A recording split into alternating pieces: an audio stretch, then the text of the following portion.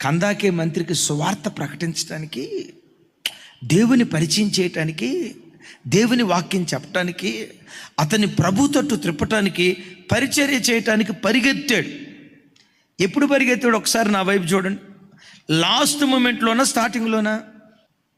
ఇప్పుడు 120 కిలోమీటర్లు ప్రయాణం చేసి వచ్చిన తర్వాత ఆయాసం పాయాసం అయిపోద్దా లేదా? పరిగెత్తాడు. బిడ్డలారా వినండి, దేవుని కార్యాలకి ఎప్పుడు మనం పరిగెత్తాలి.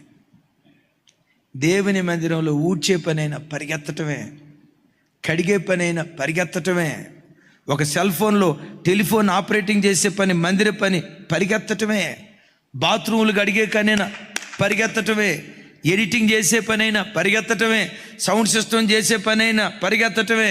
తెలుగులో ఒక సామెత ఉంది, విందు భోజనానికి ముందు ఉండాలంట, కొట్లాటకు దూరంగా ఉండాలంట. క్రైస్తవుడు విందు భోజనానికి కొట్లాటకి వీటికి ఎంత దూరంగా ఉన్నా పర్వాలేదు, కానీ పరిచర్య అంటే పరిగెత్తుకుంటూ వెళ్ళాలి.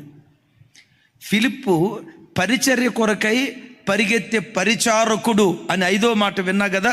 ఇప్పుడు ఒకసారి దేవుని పని కొరకు పరిగెత్తాడు కాబట్టి నా వైపు చూసి తకమని చెప్పండి.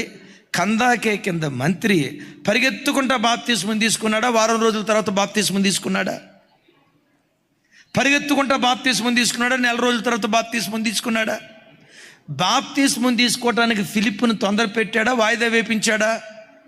వాక్యం చెప్పింది ఇప్పుడే కదా సార్, యేసుప్రభు గురించి ఇప్పుడే కదా సార్ చెప్పిందే. బాప్తిస్మం తీసుకోవాలంటే కనిపెట్టాలా, ప్రార్థన చేయాలా. బాప్తిస్మం తీసుకోవటం నీ శక్తమా? ఏదో అనండి, మీ శక్తమా కాదా? కనిపెట్టి దేవుడు రాత్రిపూట నిద్రపోయేటప్పుడు గొర్రె పిల్లలాగా వచ్చి నా నోరంతా నాగుతూ ఉంటే అప్పుడు బాప్తిస్మం తీసుకుంటానికి దేవుడు మాట్లాడుతున్నాడని అప్పుడు నిర్ణయం తీసుకుందాంలే అని బాప్తిస్మాన్ని వాయిదా వేశాడా? పరిగెత్తుకుంటా బాప్తిస్మం తీసుకున్నాడా? నేను మిమ్మల్ని అడుగుతా, ఇతడు పరిగెత్తుకుంటా బాప్తిస్మం తీసుకోవటానికి కారణం ఏంటంటే అతనికి సువార్త ప్రకటించిన సేవకుడు, పరిగెత్తుకుంటూ సేవ చేసినవాడు. ఇప్పుడు నేను అంటా, ఈయనంత పరిగెత్తేవాడు కదా, ఈయన పరిగెత్తే ప్రభావం కందాకే కింద మంత్రి వెంటనే పరిగెత్తుకుంటా బాప్తిస్మం తీసుకునేటట్లుగా ఈయన మీద ఉన్న ఆత్మ కందాకే మంత్రి మీద పనిచేసింది కదా, ఈయన మీద ఉన్న ఆత్మ మంత్రి మీదే పనిచేసింది. నా వైపు చూడాలి, ఈయన మీద ఉన్న ఆత్మ మంత్రి మీదే అంత పనిచేసిందంటే కుమార్తెల మీద ఇంకెంత పనిచేసి ఉంటుంది. అందుకనే 4 కుమార్తెలు కన్యకలో ప్రవచించేవారు, అమ్మా ఇంత ఆత్మీయులు ఎలా అయ్యారు? నా తండ్రి అడుగుజాడలో, నా తండ్రి దేవుని కొరకు పరిగెత్తేవాడు, ఆ ఆత్మ మా మీద కూడా పనిచేసింది అంటారు. యేసయ్యకి మహిమ కలుగును.